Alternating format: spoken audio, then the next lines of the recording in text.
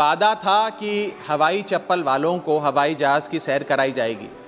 आलम यह है सर कि बाटा कंपनी का जूता पहनने वाला भी आज हवाई जहाज़ की टिकट नहीं खरीद पा रहा है। हमें इस देश में एयर यात्रा को लग्जरी ट्रैवल नहीं बताना सर, आम ट्रैवल बनाना है, जैसे कि ट्रेन का है। एक साधारण सी पानी की बोतल जो 20 रुपए की बाजार में मिलती है, वो एयरपोर्ट के भीतर जाकर फूड आउटलेट पे 100 रुपए की मिलती है। 1 केजी अगर एक्सेस बैगेज हो जाए तो फ्लाइट आपसे हजारों रुपए का किराया वसूलती है, लेकिन कई घंटों के डिले के लिए क्या फ्लाइट हमें कॉम्पनसेट करती है? जो हाल है बस अड्डों का, वही तस्वीर आती है एयरपोर्ट से। चाय हो या समोसा नहीं मिल रहा 500 रुपए के नोट से। कब तक आम आदमी मरता रहेगा एयरपोर्ट की छत गिरने की चोट से? जनता की मुश्किलें तो पल भर में मिट जाएं अगर सरकार को फुर्सत मिल जाए चुनाव के। आम हवाई यात्री का दर्द आप सबके सामने रखना चाहूंगा। सर, वादा था कि हवाई चप्पल वालों को हवाई जहाज़ की सैर कराई जाएगी। आलम यह है सर कि बाटा कंपनी का जूता पहनने वाला भी आज हवाई जहाज़ की टिकट नहीं खरीद पा रहा है। Economy class is no more economical sir. मैं आज इस सदन में बहस पे आने से पहले अपने फ़ोन पर फ्लाइट के रेट चेक कर रहा था सर। अगर कल मुझे दिल्ली से बम्बई जाना हो तो टिकट 14,000 रुपये की है, वन वे की सबसे सस्ती टिकट। दिल्ली से पटना जाना हो तो 12,000 रुपये की टिकट, दिल्ली से बेंगलोर जाना हो तो 16,000 रुपये की टिकट। और सर वो छोड़िए, संडे के दिन यानी कि परसों मैं अपने क्षेत्र पंजाब से दिल्ली आया, मोहाली एयरपोर्ट से, चंडीगढ़ एयरपोर्ट से मैंने फ़्लाइट ली और दिल्ली पहुंचा। उस फ्लाइट की टिकट 14,500 रुपये की थी। हम सांसदों को तो फ्लाइट की रीइंबर्समेंट मिल जाती है सर, आप उस आम नागरिक का सोचिए जो इस स्काई रॉकेटिंग एयर प्राइसेस से जूझ रहा है।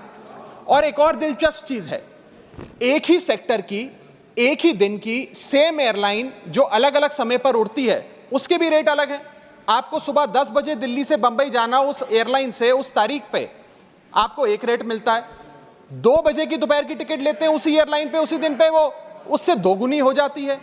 न जाने क्या लॉजिक है सर। हमें इस देश में एयर यात्रा को लग्जरी ट्रैवल नहीं बताना सर, आम ट्रैवल बनाना है, जैसे कि ट्रेन का है। और सबसे बड़ी बात सर, इस देश में जहाज में उड़ना और जहाज में उड़ के अपनी मंजिल तक पहुंचना आज भी इस देश की बहुत बड़ी आबादी के लिए एक सपना है। अगर ट्रैवल की रफ्तार बढ़ेगी तभी इस देश की रफ्तार बढ़ेगी। सर, दूसरा दर्द जो इस देश का आम आदमी रोज उससे जूझ रहा है वो है ओवर क्राउडेड एयरपोर्ट्स। सर, आज हमारे देश के एयरपोर्ट्स बस अड्डे जैसे बन गए हैं। बस अड्डों से बदतर हालत, बदतर व्यवस्था देश के एयरपोर्ट्स पर है सर। सर, टर्मिनल 1 चले जाइए दिल्ली के, टर्मिनल 2 चले जाइए दिल्ली के, आप हालात देखिए। सिक्योरिटी लाइन से लेकर चेक इन लाइन तक लोग लाइनों में खड़े हैं और लाइनों में खड़े हैं, और उसके बाद उनकी फ्लाइट भी इस चक्कर में मिस हो जाती है। एक मुसाफिर सही समय पर फ्लाइट नहीं पकड़ पा रहा क्योंकि वो बेचारा चेक इन और सिक्योरिटी लाइन में ही फंसा रहता है। इतने ओवर क्राउडेड एयरपोर्ट्स आज हमारे देश के बन चुके हैं। सर, आज यात्री का तीसरा दर्द, Honorable members, please let the honorable members speak. Please. Sir, बोलने दीजिए। No, honorable members, please. Honorable members. माननीय सदस्य, मेरा समय जा रहा है। Please let him speak. Sir, आज एयरपोर्ट्स पर खाना इतना महंगा है, बाजार के मुकाबले 2 गुना 3 गुना दाम है। एक साधारण सी पानी की बोतल जो 20 रुपए की बाजार में मिलती है, वो एयरपोर्ट के भीतर जाकर फूड आउटलेट पर 100 रुपए की मिलती है। आज यात्री जो इंतजार कर रहे हैं अपनी फ्लाइट का, वो पानी पीकर पेट भर रहा है कि कहीं 250 रुपए की चाय और 350 रुपए का समोसा ना खरीदना पड़ जाए। बताइए सर, एक आम आदमी एयरपोर्ट पर अपने जहाज का इंतजार करते हुए क्या एक चाय नहीं पी सकता? क्या इस पर कोई रेगुलेशन नहीं होना चाहिए? क्या कोई अफोर्डेबल कैंटीन का मैकेनिज्म नहीं होना चाहिए? चौथा दर्द जो आज इस देश के आम यात्री को सर सहन करना पड़ रहा है, वो है पुअर कनेक्टिविटी। आज इस देश के कई टूरिज्म स्पॉट्स पे, कई फेमस शहरों तक जहाज की यात्रा नहीं पहुंचती, फ्लाइट्स नहीं पहुंचती, एयरपोर्ट नहीं पहुंचती। कई शहर, अधिकतर शहर ऐसे हैं जहां पर एयरपोर्ट्स नहीं हैं। इंसान को जहाज लेकर, जहाज से उतरकर कई घंटों का बस का और गाड़ी का सफर तय कर अपनी मंजिल पे पहुंचना पड़ता है सर। सरकार ने कहा कि मालदीव्स मत जाओ, लक्षद्वीप जाओ छुट्टी मनाने। मैं आपको आज का रेट बता रहा हूं सर, अगर आज मुझे दिल्ली से मालदीव जाना हो तो 17,000 रुपए की फ्लाइट है, लेकिन दिल्ली से लक्षद्वीप जाना हो तो 25,000 रुपए की फ्लाइट है सर। तो बताइए हम मालदीव जाएं कि लक्षद्वीप जाएं? सर चौथा दर्द जो आज पांचवा दर्द जो आज एक आम यात्री को महसूस करना पड़ रहा है, वो है sir flight cancellation and delays. Sir एक आम नागरिक अपनी मंजिल पे, अपनी डेस्टिनेशन पे पहुंचने के लिए, जल्द पहुंचने के लिए कभी कभार ट्रेन यात्रा या बस या गाड़ी की यात्रा नहीं करता, वो महंगी टिकट खरीदता है। महंगी टिकट खरीद के अपनी मंजिल पे समय पे पहुंचना चाहता है। और कुछ ऐसे भी लोग हैं जो आर्थिक तौर पे सक्षम नहीं हैं, लेकिन आपातकालीन परिस्थितियों में, इमरजेंसी सिचुएशन में वो भी महंगी जहाज की टिकट खरीदकर जहाज की यात्रा करना चाहते हैं, अपनी मंजिल पे पहुंचना चाहते हैं। लेकिन क्या वो अपनी मंजिल पे समय पर पहुंच जा रहे हैं?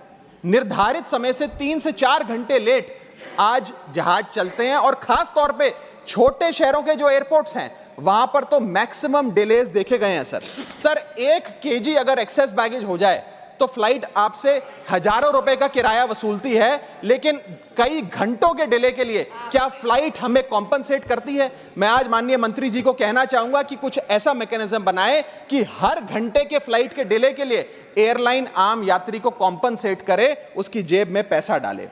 इसी के साथ साथ हर महीने एक चार्ट जारी होना चाहिए कि किस सेक्टर की कौन सी एयरलाइन ने कितने घंटे का डिले, किस सेक्टर की कौन सी एयरलाइन ने कितने घंटे का डिले यात्रियों को दिया। और इसी के साथ साथ सर छठा दर्द जो आज के भारत देश के आम यात्री को महसूस करना पड़ रहा है सर, वो है लैक ऑफ अफोर्डेबल ऑप्शंस। जो अभी मेरे साथी भी बात कर रहे थे कि इस देश में 90% एयर ट्रैवल 2 एयरलाइंस के पास है, 90% मार्केट शेयर 2 एयरलाइंस के पास है। यानी कि एक हमने कार्टेल क्रिएट कर दिया, डुओपोली क्रिएट कर दी, यानी कि वो मनचाहे दाम पे मनचाही सर्विसेज देंगे, क्योंकि कोई कंपटीशन ही नहीं है, कोई प्रतिस्पर्धा नहीं है। Point of order. I'll have to take a point of order. One second. Bharat सरकार Point of order. Yes. न जाने सर, मैं तो एयरलाइन का बोल रहा हूं तो भी पेट में दर्द हो रहा है। और इतनी विशाल जनसंख्या वाले देश में मात्र 2 ही कंपनियां हमारा पूरा एविएशन सेक्टर चला रही हैं। सर सरकार लाई एक स्कीम जिसका नाम था उड़ान, जिसका फुल फॉर्म है उड़े देश का आम नागरिक। पर कैसे उड़े? ना फ्लाइट के उड़ने के ऑप्शन है, ना अफोर्डेबल टिकट है, ना फ्लाइट सही समय पर चलती है, तो कहां उड़े, कैसे उड़े? और सबसे बड़ी बात सर, जब से ये उड़ान स्कीम आई है, एक धारणा एविएशन सेक्टर में बनी हुई है कि जैसे ये स्कीम लागू हुई 2 एयरलाइन बंद हो गई, जेट एयरवेज और गो एयर, और तीसरी स्पाइस जेट बंद होने की कगार पे खड़ी है। तो अब लोग ये भी कहने लग गए हैं कि शायद उड़ान स्कीम एक बहुत बड़ा अपशगुन थी। और इसी के चलते आज हमारा देश का आम नागरिक प्लेन से वापस ट्रेन पे जा रहा है।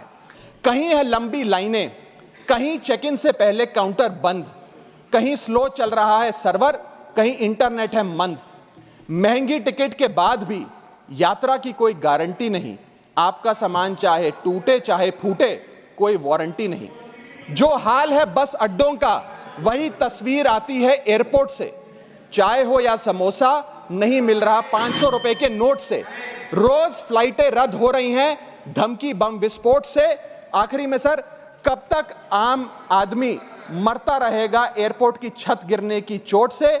जनता की मुश्किलें तो पल भर में मिट जाएं अगर सरकार को फुर्सत मिल जाए चुनाव या वोट से।